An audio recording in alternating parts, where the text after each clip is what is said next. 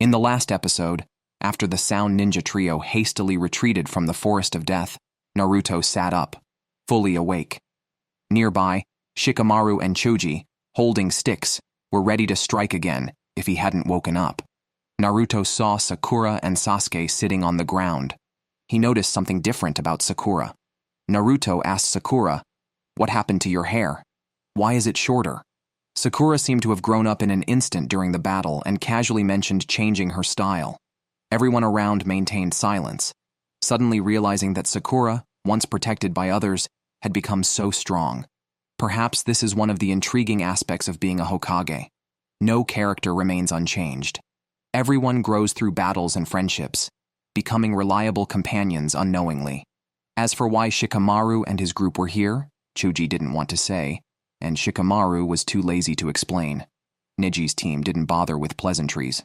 Tenten treated the severely injured Lee with a vigorous shake, surprisingly helping him recover quite a bit. Naruto, oblivious to the situation, even had the leisure to mock Lee's thick eyebrows. Naturally, the outcome was clear. Naruto was sent flying by Sakura's punch. Lee, facing Sakura's gratitude, solemnly made a promise. At this warm moment, Kiba's group faced a crisis.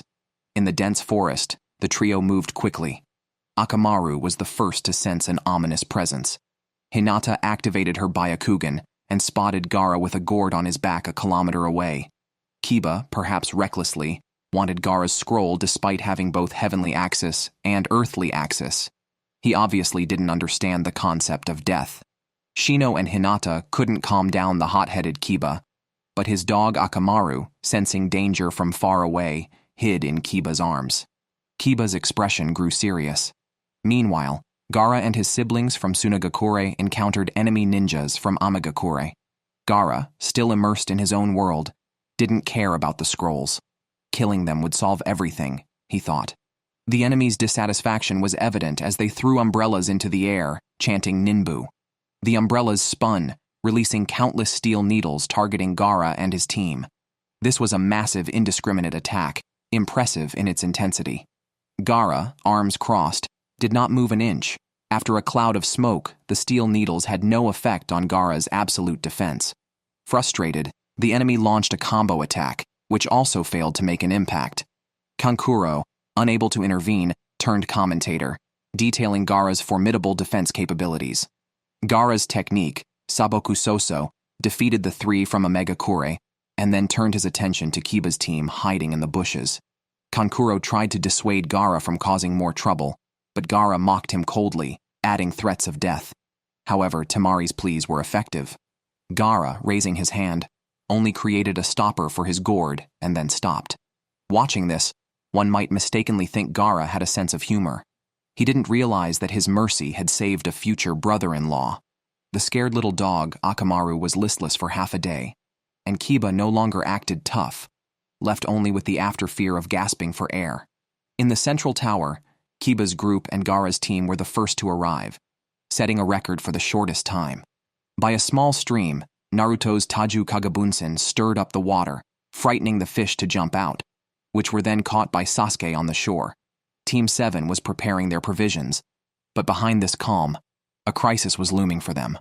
With only 1 day left of the 5-day exam, and only an earthly axis in hand, they urgently needed to find someone carrying a heavenly axis. Naruto thought of a trick. He wanted to quietly open the earthly axis to see its contents. Then, imitating the heavenly axis, they tried to bluff their way through, but such tactics were prohibited by the exam rules. However, there was no other choice. Sakura was not very supportive of Naruto's idea, but in the end, she tacitly allowed Naruto to try it. Unexpectedly, at another location, 2 other ninjas had the same idea. Predictably, these 2 ninjas merely glanced at the scroll and then screamed as they fell. Naruto and his group's actions were eventually intercepted by Kabuto, who had not appeared for a long time. Sasuke, who had just returned from fetching water, was also a bit scared and hid to the side, not stepping forward. Kabuto explained the contents of the scroll. It was hypnosis. Anyone who opened it would sleep until the end of the exam. Kabuto had ulterior motives in approaching Sasuke, but, for now, his presence seemed to assist Team 7. With Kabuto's information, Sasuke and the others knew that the area around the central tower was full of traps, presenting the best opportunity to steal the scroll. While they were lying in ambush, Naruto truly lived up to his role as the main character, a charming boy forever oblivious to the nuances of the situation. Even with prior warnings from Kabuto, they still fell into traps and encountered trouble. Despite being extremely cautious, the four of them were caught in a genjutsu. The central tower was right in front of them, yet it seemed unreachably far. After consuming a lot of their physical strength, especially Sakura, who could barely hold on, the lurking enemy finally emerged from the shadows. A large group of puppet-like ninjas sprang from the ground, branches, and water surfaces, quickly surrounding them. Naruto got excited. After resting for 3 episodes, he was finally ready to fight seriously. A technique Naruto was proficient in. Naruto attacked one of the clones and easily hit it with a punch. However, things were not that simple. The clone didn't fall. Instead, the part that was hit regrew an upper body and launched a surprise attack on the bewildered Naruto. Sasuke activated his Sharingan and broke the opponent's arm, but it was just a clone, and without finding the real body, it was futile. The clone began attacking Sasuke, who, despite activating his Sharingan, didn't avoid the attack. Kabuto got injured trying to save him. The enemy wasn't very skilled in hand-to-hand combat. They were using genjutsu and clones to attack from the shadows. Kabuto quickly analyzed the enemy's combat intentions and provided the best counter-strategy. All they could do at the moment was try to avoid the enemy's attacks, but this passive way of getting hit did not suit Naruto's style. He had his own plan. Since those clones were just diversions, he decided to clear them all out at once, forcing the real lurking enemy not to act rashly. Key to this was that even without the help of the Kyuubi, Naruto's chakra was seemingly boundless. Naruto's numerous Kagabunsen no jutsu attacked the enemy, and the rest had no choice but to follow suit. The battle lasted until dawn. Naruto and his team were exhausted, both physically and in terms of chakra, and collapsed on the ground. The enemy, hiding in the shadows seeing the situation was settled, withdrew the genjutsu and Kagabunsen no jutsu. 3 ninja dressed like divers thought of coming out to snatch the scroll but fell right into a trap. The figures they approached were Naruto's clones. The real Sasuke and Kabuto, along with Sakura, were hiding. Unexpectedly, the ninjas from Omega Kure, who were skilled in genjutsu and clones, were taken down easily in hand-to-hand combat, having apparently never focused on taijutsu training. As the sun rose, the exam was about to end. The Forest of Death looked particularly enchanting in the daylight, no longer eerie. Birds sang, and the gloom of the battle had passed. At the entrance of the central tower, Kabuto and his 2 companions regrouped. Kabuto, looking gentle in the sunlight, heartily praised Naruto's prowess. The simple-minded Naruto, hands clasped behind his head and eyes squinting with pride. Kabuto revealed a sinister smirk. This was his true face. The time for acting had ended. Now was the time to complete his mission. Opposite him was the infamous Orochimaru. Kabuto was his spy planted in Konohagakure no Sato. He was placed with Team 7 so that they could successfully pass the Chunin exam. Team 7 reached a secret room. The text on the walls allowed the knowledgeable Sakura to find her moment to shine. The text seemed to suggest that they were to open the heavenly axis and earthly axis here. What secrets did the soon-to-be-opened scroll hold? By now, each of the 3 had grown differently. Sasuke encountered Orochimaru, gained the power of the cursed seal, setting the stage for his eventual defection. Sakura cut her long hair, embodying the spirit of a ninja, finally able to stand on her own. And Naruto slept for 3 episodes, but with Orochimaru's help, his residence, the Kyuubi's house, was fortified. Team 7 managed to pass the second part of the exam. The human character on the scroll stood out. Sasuke urged Naruto and Sakura to quickly throw it out. It was a summoning scroll, unleashing an unknown monster. In the next moment, the smoke cleared, and their long-unseen teacher, Iruka, stood before them. It turned out Iruka was there to meet them as their Chunin instructor. Iruka informed them they had passed the second part of the exam. Even so, Iruka still worried about Naruto, who nonchalantly declared he was no longer a child. Ever since wearing the forehead protector, he had been a ninja. On the other side, Anko exposed her shoulder for Hiruzen and 2 Anbu ninjas to see. Her cursed seal treated by Hiruzen, was temporarily suppressed, but not eradicated. Hiruzen had come to know that Orochimaru had his sights set on a boy named Sasuke in the village. At this moment, the second stage of the Chunin exam ended. With 21 ninjas successfully passing, none of Konohagakure no Sato's 12 strongest were missing. Hiruzen let the third stage of the Chunin exam proceed. At the rally before the match, the most eye-catching were not the competitors, but the two Jonin who finally joined at the venue, Guy and Kakashi. Guy launched into taunts and praises for his class, speaking of youth's bittersweet regrets. Unfortunately, the dazed Kakashi missed Guy's long speech and innocently asked Guy what he had been saying. But Lee was a fan of Guy, reminiscing about Guy's youthful, spirited moves, and was moved to tears on the spot. After the second stage of the Chunin exam, Hiruzen finally stepped up to make a speech. Like a school principal at a sports day, talking about the significance of the matches, the Chunin exam was a microcosm of the battles between great ninja nations. To avoid excessive casualties, thus selecting the Chunin exam to gauge the skills between nations, assessing potential threats of future wars. Important figures from various countries would watch the third exam. He reiterated the principle of friendship first, competition second, but did not shy away from stating this was a life-threatening ninja exam. Cherish Hiruzen's speech, this respectable elder, while still rambling, was preparing to introduce specific details of the third stage. Cherish Hayate, who seldom appears, could no longer hold back. He was the proctor of the third exam, his name sounding quite significant. You'd think he was the main character. Hayate interrupted Hokage's speech to introduce the specifics of the third exam, his speaking pattern unique, coughing every 3 sentences, bending over every 5, seemingly more frail than even the Hokage. Because too many had passed the second stage of the Chunin exam, a preliminary selection was necessary. To further eliminate some participants, the rest would enter the official competition. With no time for rest, personal battles were imminent. Poor Sasuke. The cursed seal occasionally flared up, causing him excruciating pain.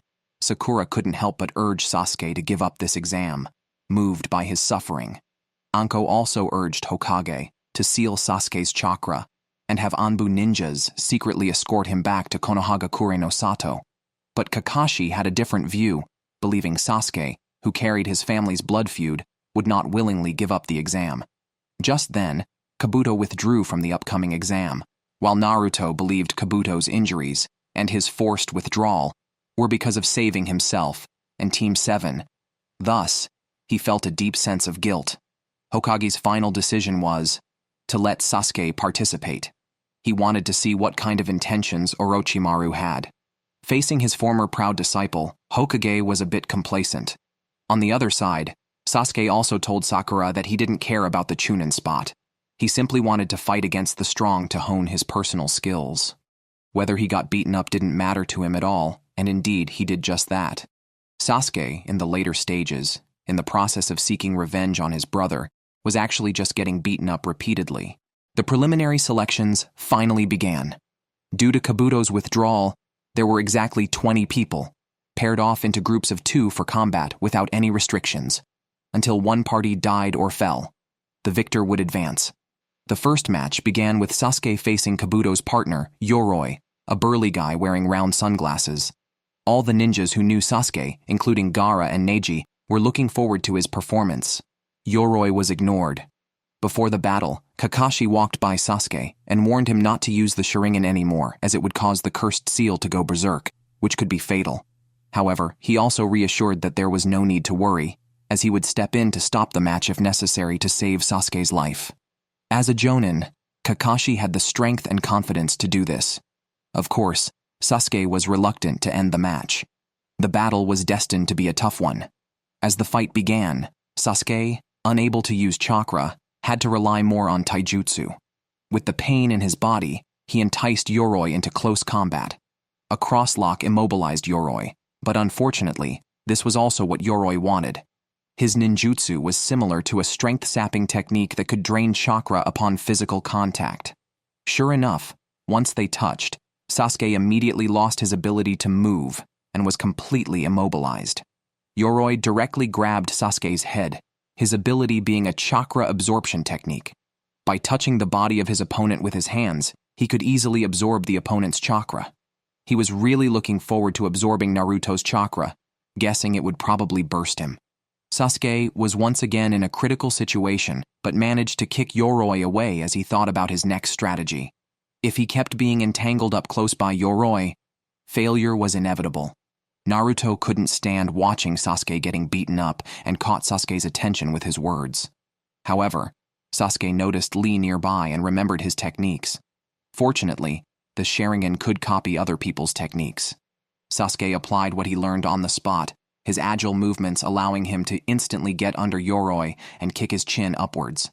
Then he moved to the airborne Yoroi's back, intending to use his original technique when the overexertion still caused the cursed seal to backlash. But Sasuke, with his willpower and his comrades' calls, overcame the rampage of the cursed seal. Now it was Sasuke's moment in combat. Yoroi's downfall was inevitable. The original taijutsu technique, Sisirendan, continuously kicked the enemy from the air back to the ground. This technique was a great success. Under Hayate's verification, Yoroi was thoroughly defeated, and Sasuke stood up resiliently. This was his first battle where he solely relied on taijutsu to defeat a strong opponent. Indeed, Yoroi was just a passerby character, despite his impressive debut technique. The heated fight excited Orochimaru in the audience, who thought he must obtain Sasuke's body. Below, Hayate announced Sasuke's passage through the match. Naruto was happier for Sasuke's win than for his own. Lee was shocked by Sasuke's amazing learning ability. Just from a brief encounter earlier, Sasuke had learned his taijutsu. This terrifying learning ability is indeed the talent of a genius. Not only Lee was shocked, Guy, Anko, and Kakashi were also surprised. Then Sasuke was taken by Kakashi to treat his injuries. At this moment, Naruto was still unaware of the cursed seal on Sasuke, and Sakura did not speak of it because Sasuke had told her not to let Naruto know. The next match was between the sound ninja Zaku and Shino. Shino is a player with hidden strength, giving a sense of assurance even if his opponent's strength far exceeds his own.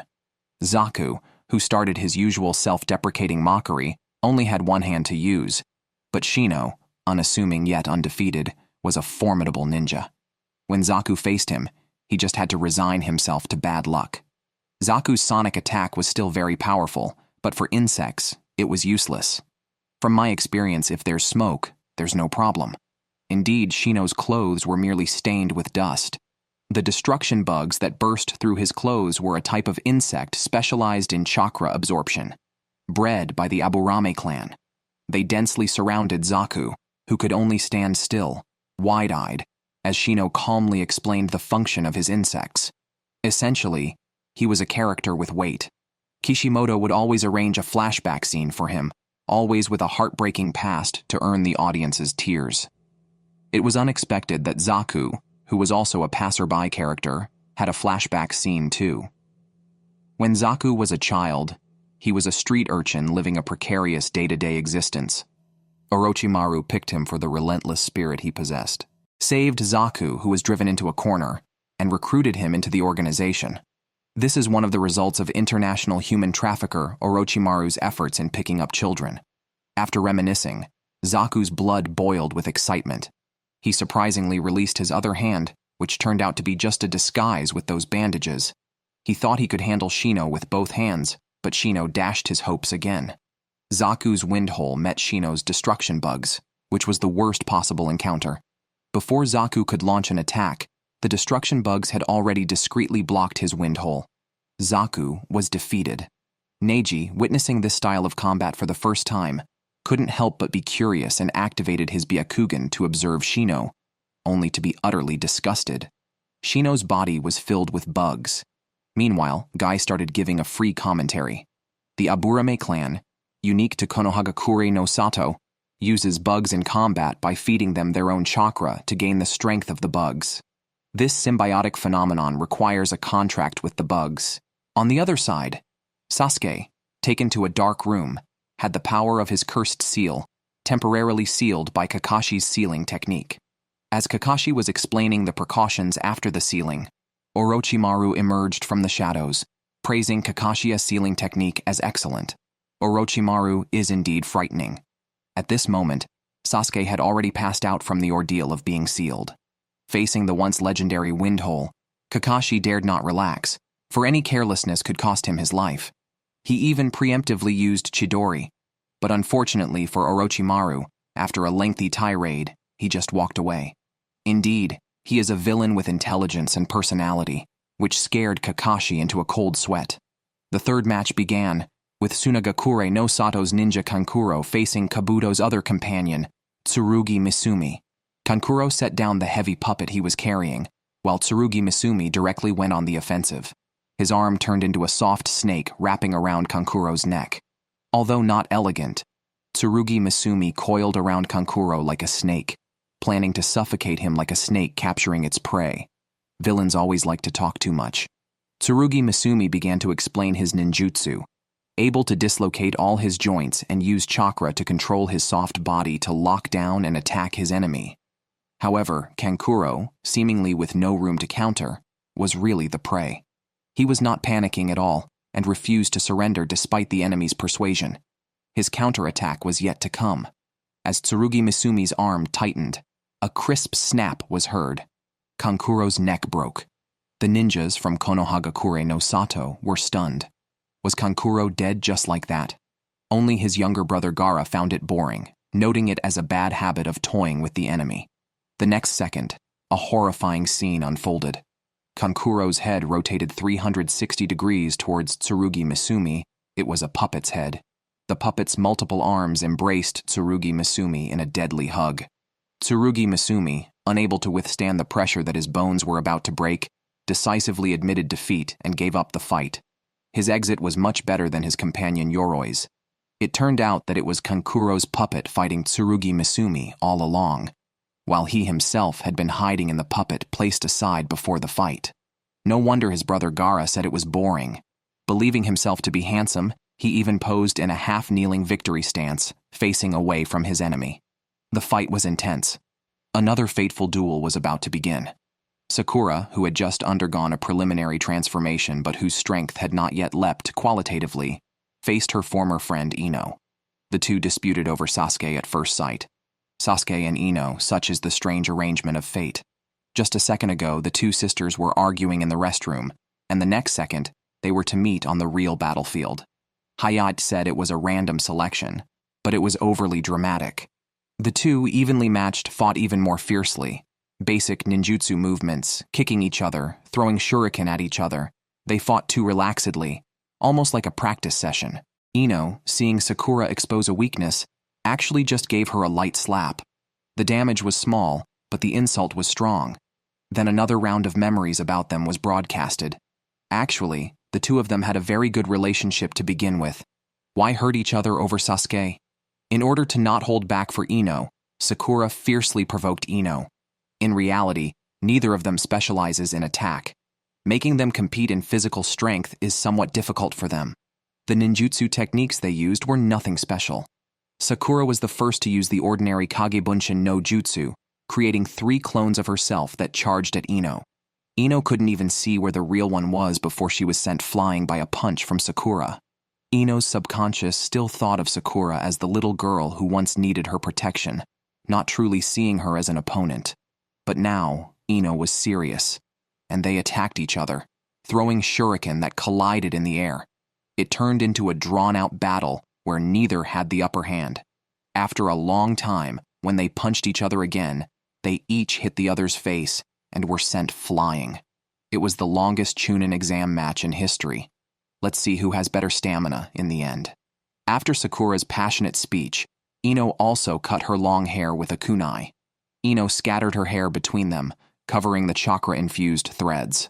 On one hand, she used the Senten no Jutsu to confuse her opponent, and on the other hand, she forced her opponent into a trap. Ino, stubborn as ever, insisted on using the Senten no Jutsu, which isn't suitable for one-on-one fights because it's slow to cast and the practitioner can't move.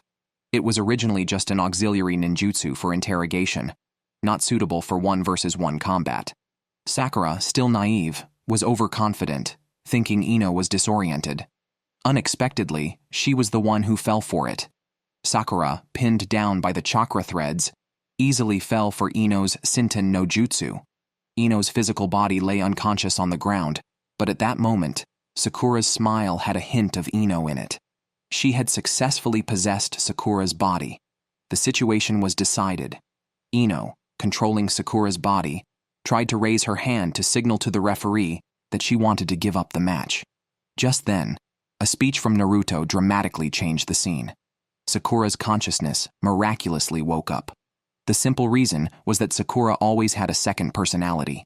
The awakened Sakura in her own consciousness world gave Ino, the intruder, a beating. Ino couldn't take it and had to release the Senten no Jutsu. The final outcome of the match still depended on physical combat. Their faces were again struck by each other's fists, and they both fell heavily to the ground. The fight finally came to an end. Sakura and Ino, exhausted, ended the battle without a victor.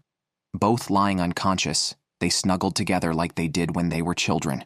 Youth is just like that. What is lost and what is gained, both are precious treasures. Perhaps this was the best outcome. In this draw, they redefined their friendship and recovered the tacit understanding they had lost long ago. Let them continue amidst their playful fights. The next match is also a female duel. Unlike Sakura and Ino, who have a relationship, Tenten and Temari had no prior interaction and were simply straightforward.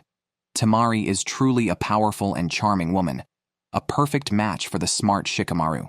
Faced with this battle, Guy and Lee, the teacher-student duo, were exceptionally passionate and enthusiastic, constantly waving their fists and cheering for Tenten, much to the annoyance of Naruto, who always enjoys a lively scene. This scene is indeed rare. Neji, standing by cold as ice, Tenten was very cautious, always keeping a distance where she could attack or retreat.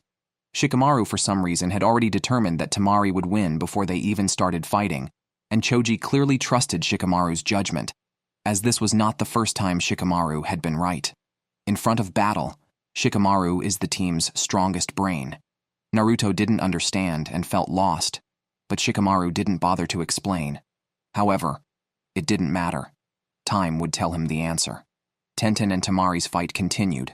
When Temari pulled out the giant fan-shaped weapon from behind, Tenten began running around the arena, looking for Temari's weakness. Temari looked calm and composed. As Tenten jumped into the air and performed a difficult aerial gymnastics move, her scroll surrounded her, turning into a spindle. Weapons from the scroll. However, Tenten's attack had no effect. Temari seemed to stand still, not moving at all. Her giant fan showed a hint of a circle. Temari kindly explained to her opponent that once 3 circles appeared, Tenten would lose.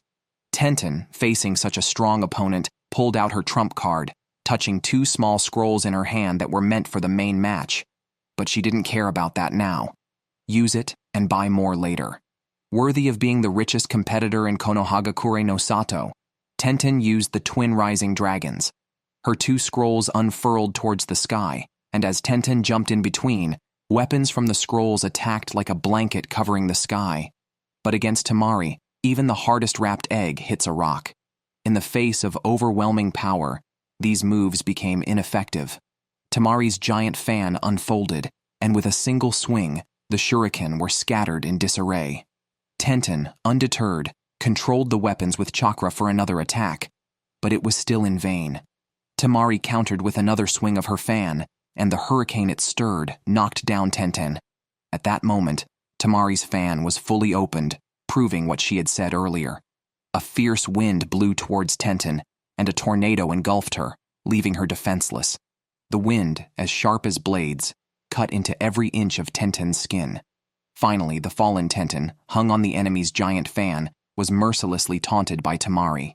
Poor Tenten. Lee couldn't stand by and caught her, confronting Temari with a move. Gaara also remembered this bushy-browed guy. The next fight was finally set, with the ever-watchful Shikamaru facing an old acquaintance. Sound ninja Tsuchi, a beauty with long black hair. Tsuchi's techniques had not yet been revealed. In the earlier skirmishes, she was considered the weakest of the 3 sound ninjas in terms of strength, but her fighting style was cunning. First, she released 2 flying needles with bells attached to the wall. The needles were controlled by chakra threads. During the next attack, as she released the needles, She shook the chakra threads to make the bells ring, disrupting the enemy's hearing, thus allowing the silent flying needles to strike. Shikamaru, caught off guard, dodged vital points but was still wounded on his arm. Her bells could easily disrupt the brain through the eardrum, disabling the enemy's ability to fight.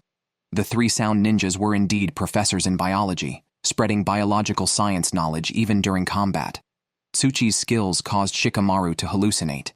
Shikamaru's feigned weakness also made Tsuchi lose her guard. At this moment, Shikamaru, holding his shoulder, finally executed his Kagemane no Jutsu. Tsuchi's chakra threads cast no shadows, but Tsuchi failed to notice this. Shikamaru extended his own shadow into fine threads, disguised as the shadows of chakra threads, thus controlling his opponent. Still unyielding, Tsuchi said, "What of it if you control me? We all make the same movements. You can't do anything to me." Her thinking was too naive. Shikamaru told Tsuchi to talk less and demonstrated how to use Kagemane no Jutsu to defeat her on the spot. Shikamaru threw a shuriken at Tsuchi, and Tsuchi also threw one at Shikamaru. Shikamaru easily dodged, and Tsuchi thought it was so easy she could dodge just as effortlessly. But the next second, her head hit the wall, and she knocked herself out. It was truly unexpected. In any case, this was a battle where Shikamaru triumphed with his intelligence. That's it for this episode. See you next time.